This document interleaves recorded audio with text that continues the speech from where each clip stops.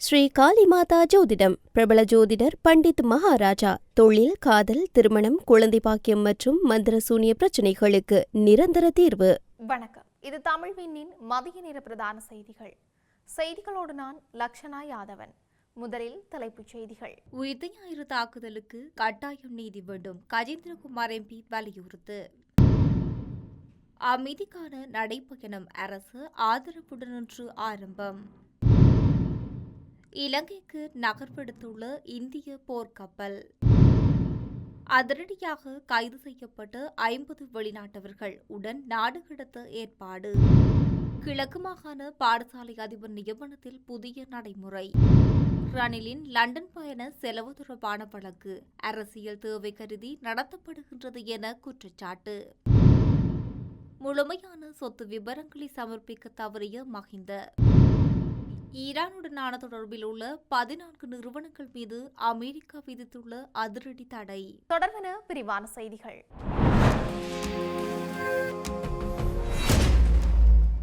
உயிர்த்த ஞாயிறு தாக்குதலில் பாதிக்கப்பட்ட மக்களுக்கு தார்மீக ஆதரவை வழங்குவதோடு குற்றவாளிகளுக்கு மரண தண்டனை உள்ளிட்ட அதியுச்ச தண்டனை பெற்றுக் கொடுக்க எடுக்கப்படும் முயற்சிகளுக்கு நிபந்தனையற்ற ஆதரவை வழங்குவோம் என்று அகில இலங்கை தமிழ் காங்கிரஸ் தலைவர் கஜேந்திரகுமார் பொன்னம்பலம் எம்பி தெரிவித்துள்ளார். உயிர்த்த ஞாயிறு தாக்குதலின் 7வது ஆண்டு நினைவு தினத்தை முன்னிட்டு கொழும்பில் நேற்றைய தினம் நடைபெற்ற ஊடகவியலாளர் சந்திப்பில் இவ்வாறு குறிப்பிட்டுள்ளார். இந்த கொடூர செயலால் பாதிக்கப்பட்ட குடும்பங்களுக்கு தனது ஆழ்ந்த இரங்கலை தெரிவித்த அவர், தாக்குதலின் பின்னால் உள்ள உண்மையை கண்டறியப்படாமல் இருப்பது நாட்டுக்கே தோல்வி என்று சுட்டிக்காட்டியுள்ளார். உண்மையான குற்றவாளிகளை சட்டத்தின் முன் நிறுத்த அரசு தவறினாலும் அதற்காக போராடும் ஏனைய தரப்புகளுடன் இணைந்து நிற்க தமது கட்சி தயாராக இருப்பதாகவும் அவர் உறுதியளித்துள்ளார். தற்போதைய அரசின் செயற்பாடுகள் குறித்தும் அவர் விமர்சனங்களை முன்வைத்துள்ளார். அரசு ஆட்சிக்கு வந்து ஒரு வருடத்துக்கு மேலாகியும் தமிழ் மக்களுக்கு வழங்கிய எந்தவொரு வாக்குறுதியும் நிறைவேற்றப்படவில்லை. ஜனாதிபதி செய்ய முடிந்த காரியங்களை செய்ய வேண்டும், முடியாதவற்றை முடியாது என்று மக்களிடம் வெளிப்படையாக கூற வேண்டும் என குறிப்பிட்டுள்ளார். தமிழ் மக்களின் அரசியல் அபிலாஷைகள் குறித்து அவர் கருத்து தெரிவிக்கும் போது, நாட்டை பிரிக்காமல் தமிழ் மக்களின் அரசியல் உரிமைகளை உறுதிப்படுத்த முடியும் என்பதே எமது நிலைப்பாடு.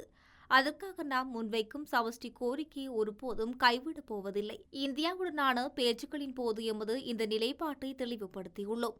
மாகாண சபை தேர்தலை நடத்துவதற்கு அரசு அச்சப்படுவதாக சாடிய கஜேந்திரகுமார் பொன்னம்பலம், ஒற்றையாட்சி முறையின் கீழ் அதிகாரத்தை பகிர்ந்து வழங்க அரசு தயாராக இல்லை என்று குறிப்பிட்டுள்ளார். மாகாண ஆளுநர்களை கொண்டு முன்னெடுக்கப்படும் தற்போதைய செயற்பாடுகள் இதனை உறுதிப்படுத்தியதாகவும், மாகாண சபை முறையினூடாக தமிழ் மக்கள் எதனையும் எதிர்பார்க்க முடியாது என்று அவர் தனது ஊடக சந்திப்பில் மேலும் தெரிவித்துள்ளார். சர்வதேச அளவில் புகழ்பெற்ற அமைதிக்கான நடைபயணம் அரசு ஆதரவுடன் இன்று ஆரம்பமானது. குறித்த நடைபயணம் இன்று காலை 6:30 தம்புள்ளையில் இருந்து தொடங்கிய நிலையில் ஏப்ரல் 28/4/2026 வரை நடைபெறும் என தெரிவிக்கப்பட்டுள்ளது.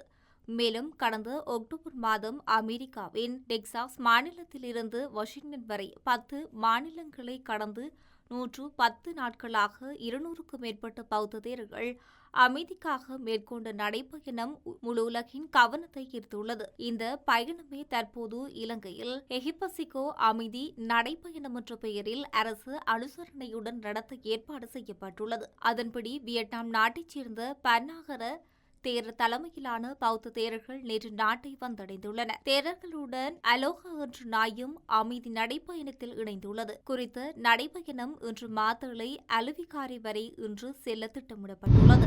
இந்திய கடற்படைக்கு சொந்தமான போர்க்கப்பல் நேற்று காலை கொழும்பு துறைமுகத்தை வந்தடைந்துள்ளது. இக்கப்பலை இலங்கை கடற்படையினர் கடற்படை மரபுகளுக்கு இணங்க முறைப்படி வரவேற்றுள்ளனர். இந்த கப்பல் இலங்கையில் தங்கியிருக்கும் காலப்பகுதியில் இலங்கை கடற்படையினருடன் இணைந்து கலப்பு வாயு முக்குளிப்பு பயிற்சி எனும் விசேட கூட்டு பயிற்சிகளில் ஈடுபட உள்ளதாக தெரிவிக்கப்படுகின்றது.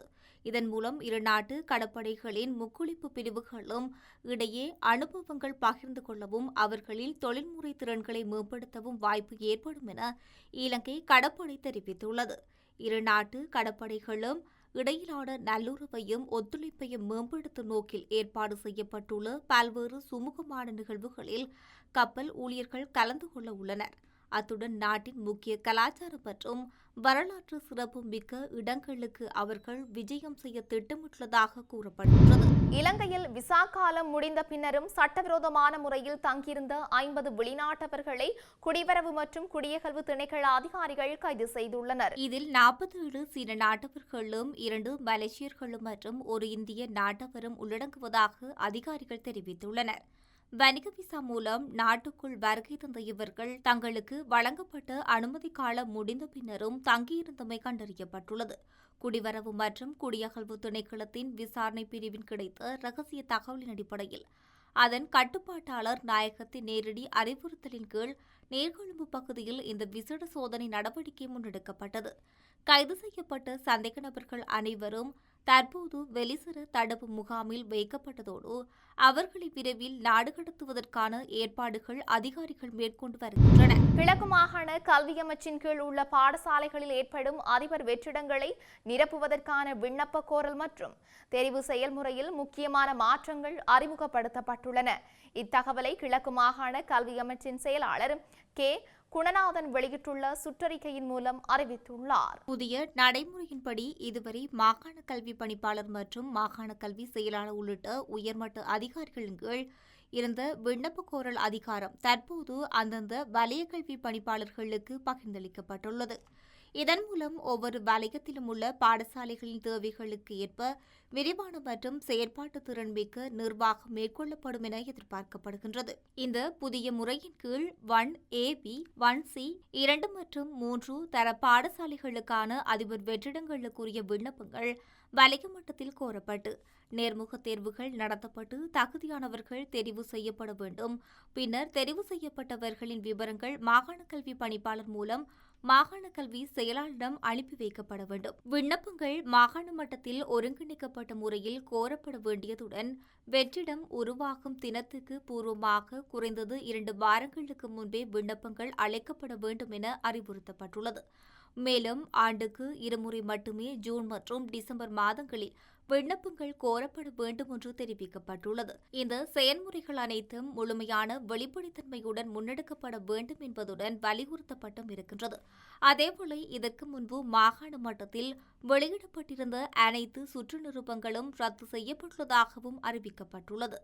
இந்த புதிய நடைமுறை குறித்து கருத்து தெரிவித்த கல்வி நிபுணத்துவ சேவை ஆர்வலரும் ஓய்வு பெற்ற கல்வி பணிப்பாளருமான மக்தார் கடந்த காலங்களில் பின்பற்றப்பட்ட நடைமுறைகள் நீக்கப்பட்டு தெளிவான மற்றும் கட்டுப்பாடுடைய புதிய முறைமை அறிமுகப்படுத்தப்பட்டிருப்பது மிகவும் பாராட்டத்தக்கது. இது நியாயமான செயல்முறையில் வெளிப்படைத்தன்மையும் நியாயத்தன்மையும் உயர்த்தும் முக்கிய முன்னேற்றமாகும் என தெரிவித்துள்ளார்.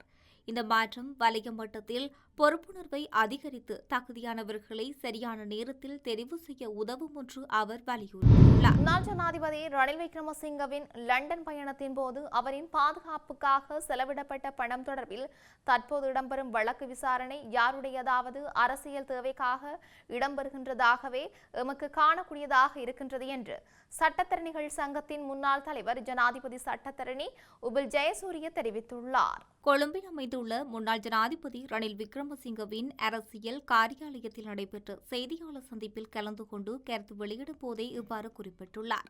நாட்டின் சுயாதீனமான தீர்மானங்களை எடுத்து வந்து நிறுவனங்களுக்கு தற்போது அவ்வாறு சுயாதீனமாக செயற்படுத்துவதற்கான இயலுமை இருக்கின்றது என்ற சந்தேகம் எழுகின்றது.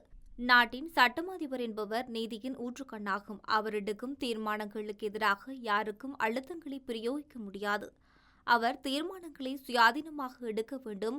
கடந்த காலங்களில் சட்டம் அதிபரை அந்த பதவியிலிருந்து நீக்கப் போவதாக பல்வேறு போலி பிரச்சாரங்கள் மேற்கொள்ளப்பட்டிருந்தன.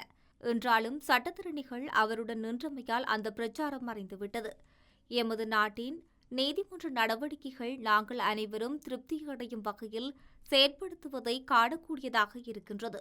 100 வருடங்களுக்கு அதிக பழமை வாய்ந்த இந்த நிறுவனங்கள் தற்காலத்தில் அரசியல் ரீதியிலான அழுத்தங்கள் காரணமாக வீழ்ச்சியடைந்து செல்லும் நிலைக்கு ஆளாகியிருக்கின்றது. உண்மையில் ரணில் விக்ரமசிங்க அந்த நாட்டுக்கு பாரிய சேவையை செய்த ஒருவர். அது யாரும் அறிந்த விடயம். அவர் ஜனாதிபதியாக இருக்கும்போது மேற்கொள்ளப்பட்ட பயண தொடர்பிலே தற்போது சர்ச்சை ஏற்பட்டிருக்கின்றது.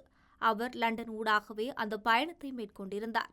இங்கிலாந்தை பொறுத்தவரை புலிகளுக்கு ஆதரவானவர்கள் என ஆயிரக்கணக்கானவர்கள் அங்கு இருக்கின்றனர். தற்போது புலிகள் செயற்பாட்டாளர்களின் செயற்பாடுகள் குறைந்திருந்தாலும் அவர்களின் அச்சுறுத்தல் எந்த நேரம் எவ்வாறு அச்சுறுத்தலாக அமையும் என எங்களுக்கு தெரிவிக்க முடியாது. ரணில் விக்ரமசிங்கவின் பாதுகாப்புக்காக முறைகேடாக 16 மில்லியன் ரூபாய் செலவிட்டுள்ளதாக தெரிவித்தே தற்போது இந்த வழக்கு விசாரணை இடம்பெறுகின்றது. ஆனால் 2022ஆம் ஆண்டு இதேபோன்றதொரு சம்பவத்துக்கு பிரதம நீதியரசர் உள்ளிட்ட உயர் நீதிமன்ற நீதியரசர்கள் 5 பேர் கொண்ட குழு வழங்கிய வழக்கு தீர்ப்பொன்று இருக்கின்றது. அதாவது அப்போது இருந்த ஆட்சியாளர்கள் வியாபாரிகள் மற்றும் நிறுவனங்களிடமிருந்து வரி அறவிடுவதை தடுக்கும் வகையில் சட்ட திருத்தம் மேற்கொண்டால் நாட்டுக்கு 650 பில்லியன் ரூபாய் நட்டம் ஏற்பட்டுள்ளதாக தெரிவித்தது. தாமடிக்கப்பட்ட வழக்கு விசாரணையின் போது உயர் நீதிமன்ற நீதியரசர்கள் 5 பேர் கொண்ட குழு ஆட்சியாளர்களுக்கு எதிராக தீர்ப்பு வழங்கியிருந்தது. அதே நேரம் அந்த காலப்பகுதியில் இது தொடர்பில் லஞ்ச ஊழல் விசாரணை ஆணைக்குழுவிலும் முறைப்பாடு செய்யப்பட்டிருந்தது. அதனை பாதுகாத்துக் கொள்வதற்காக கட்சி பேதமின்றி அனைவரும் ஒன்றுபட வேண்டும், அதற்கு தேவையான நடவடிக்கைகளை மேற்கொள்ள வேண்டும் என குறிப்பிட்டுள்ளார். முன்னாள் ஜனாதிபதி மஹிந்த ராஜபக்ச தனது சொத்துக்களின் ஒரு பகுதி தொடர்பான விவரங்களை மட்டும் லஞ்ச ஊழல் மோசடி தவிர்ப்பு விசாரணை ஆணைக்குழுவிடம் வழங்கியுள்ளார் என்று தெரிவிக்கப்பட்டுள்ளது. லஞ்ச ஊழல் மோசடி தவிர்ப்பு விசாரணை ஆணைக்குழுவின் உத்தரவுக்கு அமைய முன்னாள் ஜனாதிபதி மஹிந்த ராஜபக்ச தனது சொத்து விவரங்களை சத்திய கடதாசி ஒன்றின் மூலம் சமர்ப்பித்திருந்தார். எனினும் இவ்வாறு சமர்ப்பித்த சொத்து விவரங்கள் முழுமையானவை அல்ல என தெரிய வந்துள்ளது. ஒரு தொகுதி சொத்துக்கள் பற்றிய விவரங்கள் மட்டுமே மஹிந்தவினால் சமர்ப்பிக்கப்பட்டுள்ளது என தெரிவிக்கப்படுகின்றது. சொத்து விவரங்களை சமர்ப்பிப்பதற்கு லஞ்ச ஊழல் மோசடி தடுப்பு விசாரணை ஆணைக்குழு மஹிந்தவுக்கு 14 நாட்கள் கால அவகாசம் வழங்கியிருந்தது.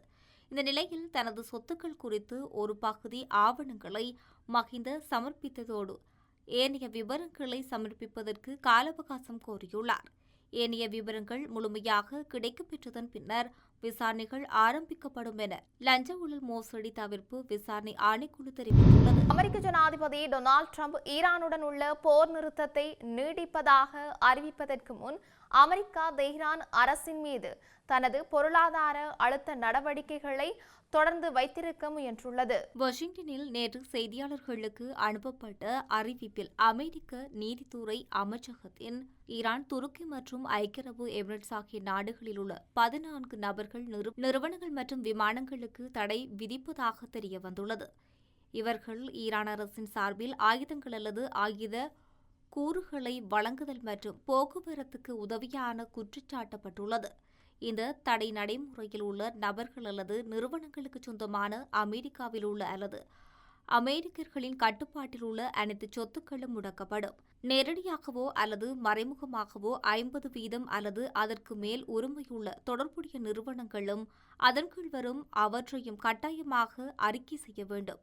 அமெரிக்க குடிமக்கள் மட்டுமன்றி அமெரிக்காவில் உள்ள அல்லது அங்கு வழியாக செல்லும் வெளிநாட்டு நபர்கள் கூட இந்த தடை செய்யப்பட்ட நிறுவனங்களுடன் எந்தவொரு பரிவர்த்தனையிலும் ஈடுபட தடை செய்யப்பட்டுள்ளது. அமெரிக்க அரசின் தரவுகளின்படி இந்த நிறுவனங்கள் ஈரான் தனது ட்ரோன்கள் மற்றும் பாலிஸ்டிக் ஏவுகணைகள் தயாரிக்கும் திறனை மீண்டும் கட்டியெழுப்ப உதவியதாக கூறப்படுகின்றது. இதன் நோக்கம் ஈரானின் உலகளாவிய நிதி சந்தைகளுக்கான அணுகலை துண்டித்து அமெரிக்கா ஏற்றுக்கொள்ளக்கூடிய ஒரு ஒப்பந்தத்துக்காக ஈரானை அழுத்தம் கொடுப்பதாகும் என கூறப்பட்டுள்ளது. செய்திகள் நிறைவாக மீண்டும் தலைப்புச் செய்திகள். உயிர்த்த ஞாயிறு தாக்குதலுக்கு கட்டாயம் நீதி வேண்டும், கஜேந்திரகுமார் எம்பி வலியுறுத்து. அமைதிக்கான நடைபயணம் அரசு ஆதரவுடனின்று ஆரம்பம். இலங்கைக்கு நகர்வெடுத்துள்ள இந்திய போர்க்கப்பல். அதிரடியாக கைது செய்யப்பட்ட 50 வெளிநாட்டவர்கள் உடன் நாடு கடத்த ஏற்பாடு. கிழக்கு மாகாண பாடசாலை அதிபர் நியமனத்தில் புதிய நடைமுறை. ரணிலின் லண்டன் பயண செலவு தொடர்பான வழக்கு அரசியல் தேவை கருதி நடத்தப்படுகின்றது என குற்றச்சாட்டு. முழுமையான சொத்து விவரங்களை சமர்ப்பிக்க தவறிய மஹிந்த. ஈரானுடனான தொடர்பில் உள்ள 14 நிறுவனங்கள் மீது அமெரிக்கா விதித்துள்ள அதிரடி தடை. இத்துடன் தமிழ்விண்ணின் மதிய நேர பிரதான செய்திகள் நிறைவு பெற்றன. செய்திகளை உடனுக்குடன் அறிந்து கொள்ள தமிழ்வின் என்ற எமது யூடியூப் பக்கத்தினூடாக இணைந்திருங்கள். வணக்கம். ஸ்ரீ காளிமாதா ஜோதிடம். பிரபல ஜோதிடர் பண்டித் மகாராஜா. தொழில், காதல், திருமணம், குழந்தை பாக்கியம் மற்றும் மந்திர சூனிய பிரச்சினைகளுக்கு நிரந்தர தீர்வு.